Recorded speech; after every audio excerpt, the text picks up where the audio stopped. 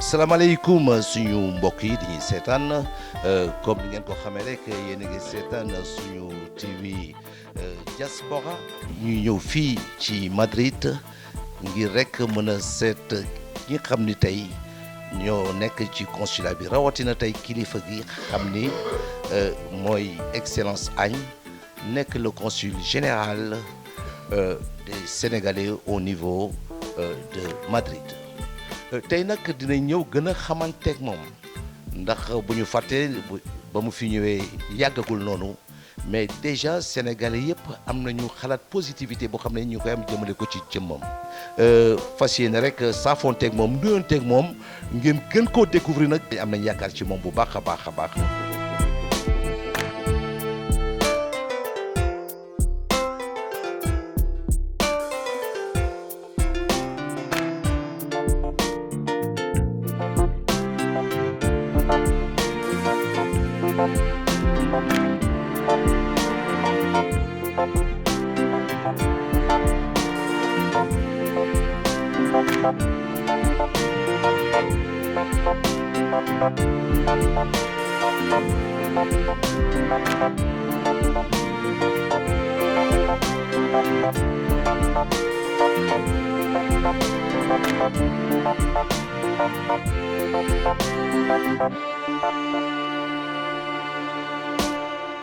kon nag consul ñu ngi lay nuyu. Yamar di la nuyu yaak équipe bi ñëw tey seet si ñu ci consulat général du Sénégal fii ci Madrid ci Espagne di wax ni Abdou Khadre Agne laa tudd. man ci sama jaar Niger laa nekkoon fa ambassadeur ñëw fii président décidé ma ñëw fii ci Europe du Sud Espagne nga xamante ni bu ñuy xool wàllu migration wàllu sénégalais yi ci dëkk yi ñu nekk gën fa bëri jafe-jafe yi gën faa tar ci Europe du Sud la te Espagne doon vraiment dëkk boo xamante ni fii mën nañu wax ni ku fi ñëw rek di nga xam vraiment loolu noonu ni dëgg bu wër péng la. donc dogal boobu bi mu ko jëlee man ma ñëw fii ci Espagne jël fonction fekk naa fi jafe-jafe yu bëri alors jafe-jafe yi li ko waral soo ko xoolee bu baax mooy nature migration bi maanaam ñi fi ñëw immigration bi dafa doon une immigration un peu spéciale pourquoi parce que boo koy xool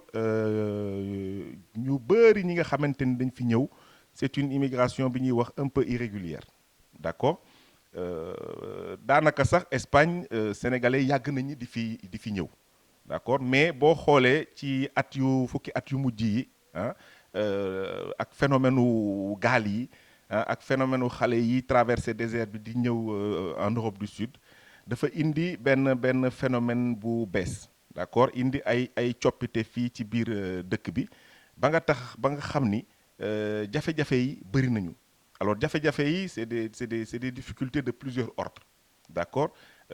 famille yi fi mu nekk nii jigéen ñi dañu am ay jafe-jafe yu ñuy jànkonteel d'accord jeunes yi am nañ ay jafe-jafe yu ñuy jànkonteel parce que la plupart du temps boo ko xoolee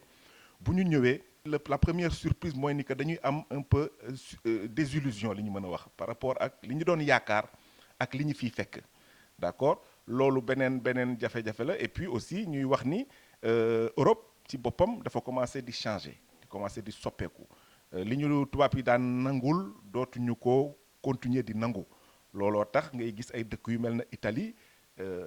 changement ay politique dafay am d'accord extrême droite commencer di ñëw ci pouvoir bi loolu commencé na ñëw ndànk-ndànk fii ci région yu mel na ay Andalousie ak yooyu ce qui fait que loolu yëpp day provoquer ay réactions yoo xamante ni ay jaaxle lay nekk ci biir communauté bi may wax aussi ni mag ñi fi jëkkoon ñëw ñoom amuñu woon trop ay problèmes pourquoi parce que dañu amoon ay comportement maanaam exemplaires yu ñu amoon maanaam moo tax d'ailleurs ñun ci suñu liggéey association yi ak mag ñi fi jiitu woon dañ leen di jël di waxtaan ak ñoom pour dugal leen ci liggéey pour jéem a seet xale yi mujj ñëw ak comportement yu bees yi ñu fi fekk naka la ñuy maanaam fexe pour ñu jéem a leen saafara donc Yamar jafe-jafe yi fi ma fekk bëri na mais aussi looloo tax ñu ñëw fii pour jéem a seet dans quelle mesure la ñuy mën a vraiment ak association yi wax naa la ko ñoom ñooy suñu premier partenaire en relation avec l'ambassade aussi pour que ñu jéem a seet naka la ñuy du yomb mais avec l'engagement qu'on a ak expérience bi ñu ci am dinañ xam ni bu ñu ko yaatalee waxtaan ci ak ñi ñu ci waxtaan parce que commencé nañ ko def aussi ak autorité espagnole yi mairie de Madrid ak yooyu man commencé naa wër j'ai fait pas moins de 5 communautés ay Barcelone Catalogne dans les îles Palma fu nekk dañ fay dem waxtaan ak autorités yi aussi espagnols yi pour déggoog ñoom ci ay mbir yoo xamante ni dinañu mën a teg ay politique yu bees pour que naturellement ceux qui ont vocation à s'intégrer te bëri nañu ñu dimbali leen bon am na aussi ay situation yoo xamante ni en toute vérité il faut que ñu xool suñu bopp seet naka lañ koy defaree entre ñun sénégalais pour que ñoom aussi ñu nangul wax dëgg neex yàlla li nga xamante ni boobu tey ba tey ñu ngi ñu koy nangul parce que Espagne damay faral di wax ni il faut ñu góorgóorlu parce que c'est l'un des pays où la tolérance est le plus important dañuy nangul lu bëri. waaw Yamar parce que xam nga particularité bi ma lay wax sànq fii ci Espagne mooy ni que boo seetee dëkk yu bëri Sénégal dafa am consulat général am na benn ñaar ñetti consul généraux yu fa nekk mais Espagne boo ko seetee le consul général juridiction am dafa nekk ci biir Espagne yëpp maanaam tous les territoires communauté autonomie nga xam ne dañu bëri ak îles yi alors ce qui fait que ñun bi ñu ñëwee aussi loolu may leeral ni mission wu consul général ak mission wu ambassade bokkul boo gisee dëkk un état comme le Sénégal am fa consul général am fa ambassade day wane ni en fait xam nga ambassade moom li wàllu cëram mooy wàllu coopération mooy wàllu relation bilatérale ak yooyu mais consulat général ak équipe yi ñu fay affecté seen cër mooy maanaam lépp lu jëm ci communauté yi lépp lu jëm ci sénégalais yi te Espagne wax naa la ko sànq sénégalais yi ñi ngi fu ne ñi ngi ci îles yi d'accord ñi ngi ba Catalogne ñi ngi partout en Espagne en Andalousie dans toutes les régions et donc ñun suñu cër aussi bi ñu ñëwee tout de suite on a voulu prendre le taureau par les cornes dem seeti association yi seeti sénégalais yi fu ñu nekk pour jéem a déjà xool toucher du doigt comme ni ñu koy waxee jafe-jafe yi nga xamante ni déggoon nañ ko parce que xam nga mënoo ñëw rek toog Madrid fii bëgg xam li xew ci biir daanaka sax bi ñu ñëwee Madrid aussi démarche boobu def nañ ko fi wax ak association yi mais jafe-jafe yi gën a tar mi ngi ci biir communauté yi loo taxee nag bi ñu ñëwee nag ñun ñu dem seeti sénégalais yi seeti association yi seeti këru diine yi donc may wax ni daayira yi par exemple ñoom tamit c'est des partenaires parce que ñoom seen liggéey aussi gis nañ ko te damay faral di wax ni daayira yi dañ leen war a dooleel parce que ñoom bu ñu fi nekkul woon affaire bi dina gën a compliqué parce que ils ont un vrai rôle social waaw dañuy ëmb xale yi te expérience bi sax wane na ni xale yu bëri yi nga xamante ni dañ leen di jàpp ñuy def si naka sudul noonu mooy ñi nga xamante ni malheureusement nekkuñu trop ci daayira yi ci këru diine yi donc Yamar loolu la donc ñun bi ñu ñëwee xam nañ suñu cër président de la République Macky Sall man bi may ñëw di jël fonction bi may wax sama feuille de route entre autres choses il m'a dit lenn lu leer demal ma Espagne gis naa li nga taxawe woon Niger nga jage ji sénégalais yi ça veut dire que moom xam na jafe-jafe yi fi am xam na luy cëram xam na Europe du Sud xam na cëru diaspora donc looloo tax peut-être mu xalaat ni man sama profil mën naa indi dara et donc man aussi ci loolu laay wéy bi ma ñëwee ba léegi ci loolu laa nekk guddeeg bëccëg on est auprès de la communauté et on voit que y a beaucoup de retours sénégalais Yamar fa lay peut-être daaneele ci question boobu dafa bëgg ku ko yëg waaw sénégalais du loo koy jox dafa bëgg ku ko yëg et c'est normal ça c'est profondément humain ñun suñu société yi noonu la tëggoo donc je pense que ñun aussi yàlla def nañu ñun moom dañu def suñu bopp talibé parce que comme je dis on est au service des sénégalais personnel bi fi nekk wax naa leen ko nee naa leen man mën naa accepter lépp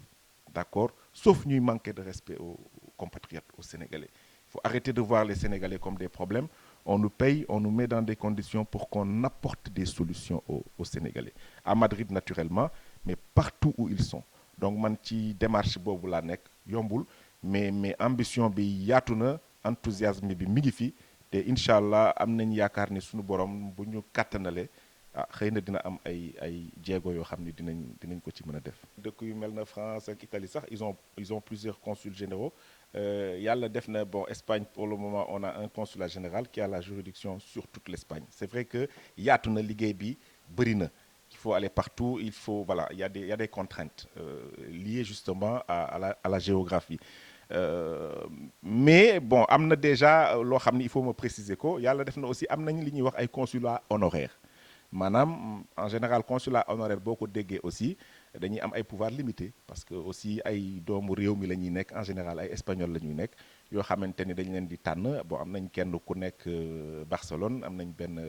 voilà Malaga dans les îles à Tenerife et donc ñoom aussi ay relais la ñuy doon pour ñun donc dinañ ñu yombalal tuuti suñu liggéey mais en général ñoom dañuy fonctionner un peu comme des boîtes aux lettres d'accord du ñu am un véritable pouvoir administratif comme niñ ko amee ñun au niveau central pour a mën a gën a yombal liggéey bi alors naturellement c'est une tâche qui est difficile mais on essaye de nous organiser parce que par exemple booy xool wàllu passeport par exemple nga xamante ni passeport vrai problème la en Europe du Sud de façon générale mais surtout Espagne parce que boo koy xool passeport te loolu dama ñëw gis ko découvrir ni mu c'est très prégnant xale bu juddu bébé su amul passeport du faju ku war a perte carte de séjour am soo koy dimbaliwul gaawantu ko jox ko passeport am day perte titre de séjour am ñi war a jël seen billet war a voyager de sorte que seen état du Sénégal am loo xamante ni ma koy signaler Yamar mooy Sénégal rek moo ko am ça veut dire des missions mobiles yi ñuy wax les valises yi nga xamante ni dañuy déplacé wu partout en Espagne pour dem fekk sénégalais yi fa ñu nekk pour defar leen ay enrôlement pour defar leen passeport mu nekk loo xamante ni loolu aussi kooku volonté politique gu état du Sénégal la pour faire de la proximité d'accord parce que état comprendre na lan mooy cëram d'accord di déplacer des policiers d'accord et des agents assermentés pour ñuy dem jege ji sénégalais yi pour dimbali loolu day contribuer à faciliter notre travail mais c'est vrai que Espagne yaatu na juridiction bi yaatu na il y a beaucoup de travail mais mooy li ma la wax sànq nous on est engagé te yàlla def na aussi macha allah fekk naa fi une équipe qui est très motivée fekk naa fi une équipe boo xamante ni ku ci nekk xam na sa cër c'est des techniciens il y a des expatriés yu jóge Sénégal mais aussi am na ay ni ñuy wax les agents locaux des recruteurs locaux yoo xamante ni ñoom fii lañ leen fekk fii lañ leen jëlee ñu doon nag ay jàmbaar yoo xamante ni vraiment ñi ngi jàpp ci liggéey bi naturellement il y a des petits soucis d'organisation yoo xamante ni ñi ngi ci pour defaraat pour que mission bi lu mu metti organisation moo nekk un peu à la base de toutes les choses mais c'est vrai ni nga ko waxee le défi est grand le challenge est assez grand parce que boo koy seet Espagne wax nga Italie mais nit ñi dañuy jógee Portugal fii la ñuy defar ci passeport d'accord il n'est pas rare de voir des gens yu jógee France ñëw parce que ñun fii politique bi ñu mettre en place mooy immédiateté wax naa la sànq mission yi dem enrôler ji d'accord bu ñu dellu see defar passeport yi yónnee leen d'accord mais politique bi ñu teg en place mooy te boo fi ñëwee le matin di nga gis entre le lundi mardi surtout un peu moins le mercredi di nga gis ni fii y a entre 150 ak 200 jeunes sénégalais yoo xam ne ñi ngi ñëw fees fi del doo am sax foo teg sa tànk parce que ñoom xam nañu ni Espagne bu ñu fi ñëwee dina gën a gaaw que yeneen juridiction yi alors Suisse ak fépp la ñuy jógee alors ñun dañ leen koy yaatal donc on n'est pas parce que man li ma leen di wax mooy aussi ñoom ñëpp ay sénégalais lañu d'accord fii koo fi dimbali rek jàppal ni dimbali nga doomu réew mi mënoon ni rek ni kii nekkul Espagne du ma voilà donc on est un peu dans cette politique là c'est vrai que dina am ay périodes yoo xamante ni nag dinañu créer le problème tuuti mais on gère ça et yàlla baax na vraiment ça se passe assez bien. waaw parce que Yamar wax naa la ko sànq man moi j'étais ambassadeur au Niger on m'a donné le choix de rester ambassadeur ou d'accepter le poste de consul général ambassadeur moo féete kaw consul général mais dama ko nangu pourquoi parce que man comme dama koy faral di wax toujours Yamar man j'ai un slogan man sama parti mooy Sénégal man Sénégal jàpp naa ne bu soxlaa ñëpp dañu war a arrière ñàkk alors je suis venu dans cet état d'esprit là le challenge est très gros, d'accord, mais en réalité man je suis un homme de défi ragaluma loolu donc bi ma ñëwee aussi wax naa la ko sànq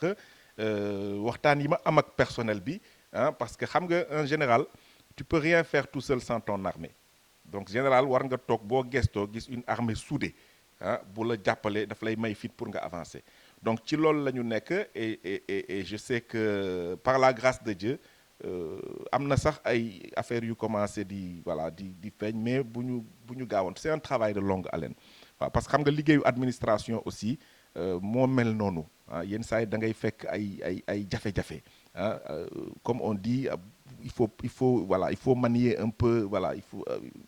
de la diplomatie ah doo ñëw rek commencer jël yat di dóor non non non souvent parce que on est entre adultes waaw da ngay waxtaan ak nit ñi waaw parce que souvent soo waxtaanee nit rek su xamee lu tax mu war a xëy liggéey si rek dina gën a sawar. ah si tout à fait Yamar d'ailleurs loolu dafa nekk benn élément bu am solo boo xamante ni dans la vie de nos missions diplomatiques de façon générale man dama koy wax bi ma nekkee Niger maa ngi fàttaliku ni j'avais théorisé un peu le concept de la maison du Sénégal waaw parce que dama doon wax ni par exemple bu doon sama sago su ma amoon dogal dinaa ñëw mission diplomatique bu nekk yaa xam consulat général la yaa xam ambassade la plaque bi wane bi fii ambassade du Sénégal la dinañ bind ci bu ndaw a ndaw ñu bind la maison du Sénégal wala ñu bind ko sax ci wolof këru Sénégal pour wane ni d'abord sénégalais yi fii seen kër la waaw fii ku fi dugg yaa ngi Sénégal ça veut dire que nag Sénégal ku fa dugg war nga fa gis sa bopp gis fa sa culture te on sait parfaitement que culture moo nekk li nga xamante ni mooy des bu lépp demee voilà donc te aussi may wax ni bi ma ñëwee fii Espagne particularité bi mooy tukki yi may def yëpp da ngay gis ni y a des regroupements culture ethnique yu bëri d'accord ethnie Sénégal yëpp mi ngi fii ci biir Espagne d'accord te yow xam nga ci dara parce que yàgg nga fii et te foo ci dem rek da ngay gis ci cérémonie yi ngay fekkee da ngay gis sénégalais yi en fonction de fi ñu soqee ko dañuy wane seen bopp donc y a ce besoin un peu d'exister d'accord dans des environnements yi ñu nekk Europe yi nga xamante ni en général lépp dafa tout est froid d'accord il y a la grisaille et tout ça donc ils ont besoin il y a un besoin de Sénégal d'accord il y a un besoin de se sentir chez eux et donc je pense que ñun en dehors du travail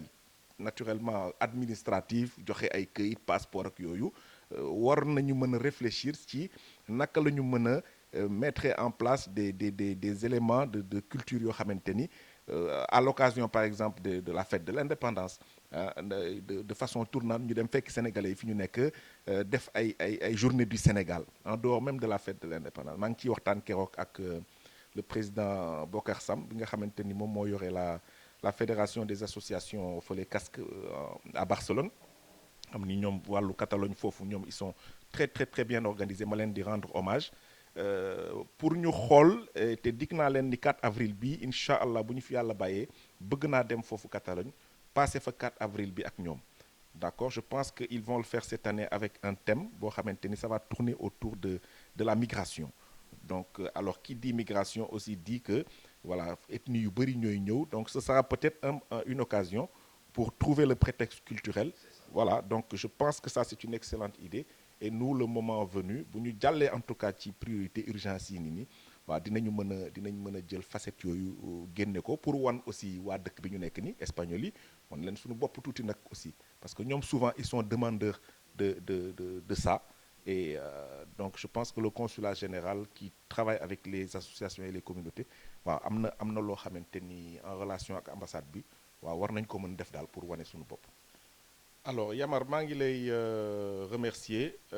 ci laaj bu am solo boobu c'est vrai que on est dans la dernière ligne droite donc le 24 février incha allah la ñuy dem ci jongante présidentielle yi muy nekk un rendez-vous boo xamante ni c'est un rendez-vous extrêmement important may wax ni consulat général ci fii ak ci réew yi ñoom moo yor cër à l'extérieur ñun la ñu cëral wàllu organisation wu élection d'accord donc on est à pied d'œuvre fi mu nekk nii pour que vraiment lépp aw ci yoon donc ñi ngi ci liggéey boobu ba léegi donc en relation encore ak association yi vraiment ma leen di remercier parce que ñi ngi collaborer ni mu waree parce que wax nañ ko sànq Espagne dafa yaatu y a les îles et tout ça ñoom ñooy sunu relais en général ñoom la ñuy liggéeyal pour que ñu dimbali ñu bu ñu defee ay courrier administratif par exemple pour lijjanti ay salles yi ñu war a voter d'accord ak matériel électoral bi ñoom ñoo ñuy defal le suivi parce que en général c'est des gens yoo xam ne ñu yàgg ci communauté yàgg localité yi ñu nekk donc am duggante ak mairie yi donc vraiment ñi ngi jàpp ci liggéey bi ba heure bi may waxanteeg yow nii on a à peu près 78 bureaux de vote quand même en Espagne mais vraiment yàlla dimbali nañu ba à l'heure actuelle presque lépp mat na lépp réglé wu na y a un ou deux réglages yoo xamante ni en termes de salle yoo xamante ni ñi ngi koy jéem a def parce que am nañ sax salle mais souvent dañuy privilégier salle yoo xamante ni day jege fii sénégalais yi gën a bëri waaw pour parce que yooyu aussi c'est des critères qui favorisent le déplacement des sénégalais pour que ñu am ay participation yu am solo donc pour wax ni vraiment ñi ngi ci d'accord ñi ngi ci am nañ yaakaar naa daal ni li ñu gis nii dal na xel d'accord ak ambassade bi ñi ngi ciy liggéey pour que vraiment le jour venu tout se passe formidablement bien alors l'appel que je voudrais lancer Yamar mooy ni que di ñaan ñëpp rek rendez-vous la boo xamante ni incha allah le 25 nit ñi dañuy xëy dem liggéey nekk seen activité di ñaan nit ñi ñu ànd ak dal d'accord xam ni Sénégal yàgg na organiser ay élections présidentielles ak yeneen ku nekk ci sa xol ku nekk am na foofar campagne baa ngi déroulé wu normalement macha allah ici y a pas d'incident sur toute la juridiction ñu ngi koy gërëmee parti politique yi parce que waxtaan nañu ak ñoom en amont ñi ngi leen ubbil suñu bunt ñoom xam nañu ni fii ñun amuñu voilà parparloo parce que administration dafay tëddee njaaxaan nañ donc ci loolu la ñu nekk di ñaan ñëpp rek xel yi dal xol yi dal jërëjëf Yamar alors vraiment di am mbégte ci seen ñëw bi fii parce que lii dafa am solo je pense mënuñu rek di tëju di liggéey un peu en autarcie sans que nit ñi xam li ñuy def lan la donc waxoon naa ko bi ma nekkee Niger aussi lu mel ni defoon nañ ko fa war nañu def ay journée portes ouvertes d'accord parce que loolu li muy indi day dindi barrière bi am entre communauté yi ak ñun ñi nga xamante ni ñun lañ fi indi pour ñu administrer leen pour ñu xam ni fii seen kër la d'accord ñu yaatal leen d'accord ñun tamit ñu ubbi suñu bopp ba nga xamante ni su jafe-jafe amee ñu wax ko récemment ñëpp xam nañ ni amoon nañ ay jafe-jafe qui étaient liés à la délivrance des passeports mais li ñu ci génne mooy un discours de vérité on est parti partout wax nit ñi li am sénégalais soo ko waxee li am soo ko respecté loo ko ñaan mu defal la ko waaw parce que sénégalais daf lay rus waaw mais boo bëggee ñëw rek bëgg ko wan fermeture ak yooyu ça ne marche pas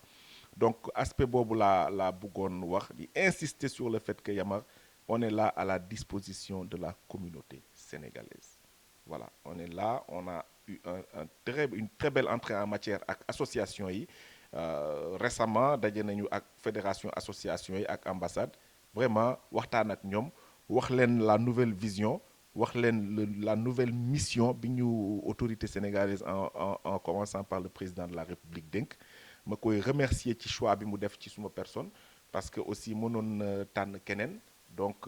mais ñu jël ko aussi avec beaucoup de gravité parce que du mission bu ndaw voilà Europe du Sud metti na diaspora compliqué na problème migration bi y a à boire et à manger dedans ñun commencé nañu am ay jéego yoo xam ni ñu ngi koy def ak administration espagnole rencontré naa le premier adjoint au maire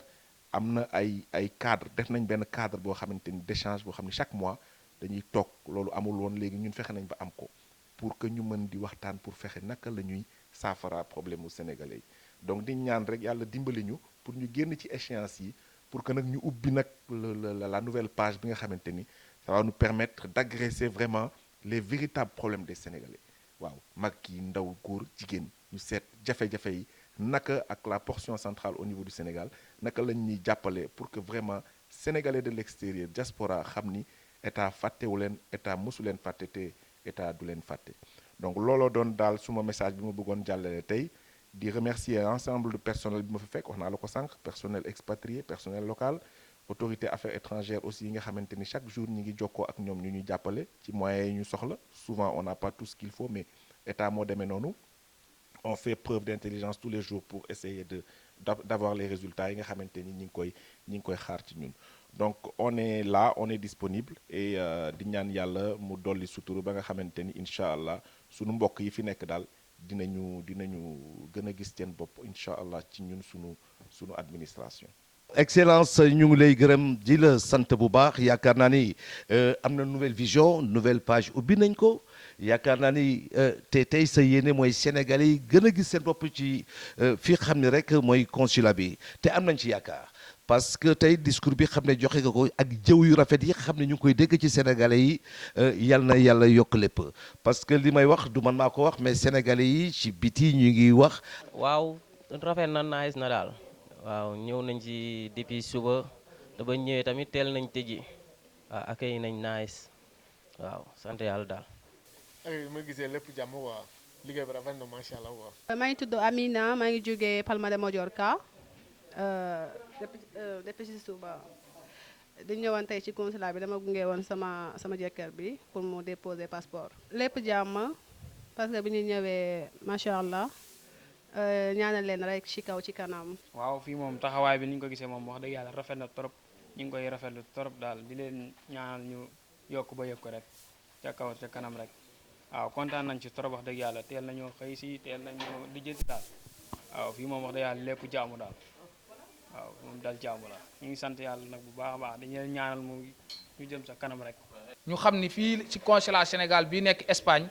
nekk Madrid lañ koy yëkkatee. daanaka ku fi déposé tey jii boo toogee ay fan dinañ la ko yóbbante sa kër moo xam nga dëkk Barcelone moo xam nga dëkk fu waay dëkk ci nga xam ne moom mooy ci Espagne rek di nga ko jot kon loolu ak sant yàlla la bu baax ab tawféex la nag gu yaatu gu baax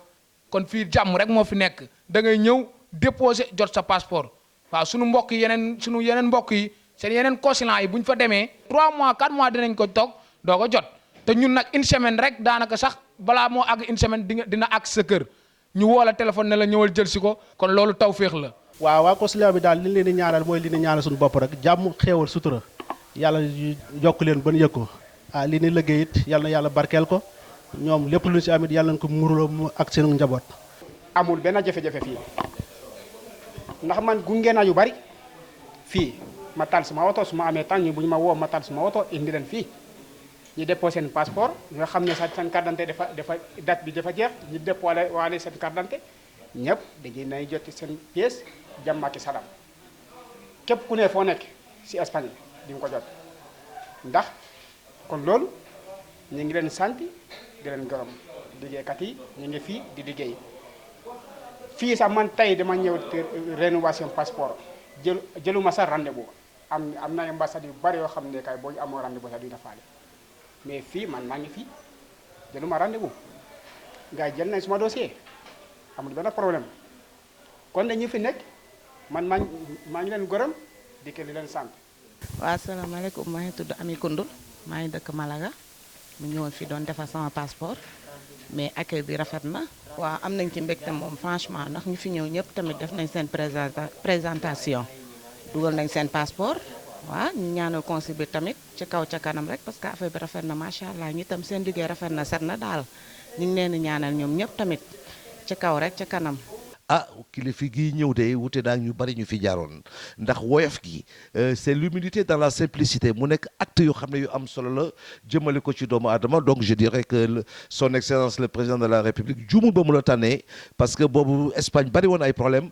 kon nag di la souhaiter vraiment comme disent mes frères ivoiriens bonne arrivée et en même temps yal na nga yàlla jàppale ba nga mission bi xam ne tey dénk nañ la ko rek tey nga réussir ko à 300% te on a confiance ndax ñëpp am nañu yaakaar ci yow soo xoolee tey personnel bi bureau boo dugg reegaak yaatuwaay yoo nga xam ni nga xool nu gars yi toogee te yooyu yëpp après nañ ci ñëw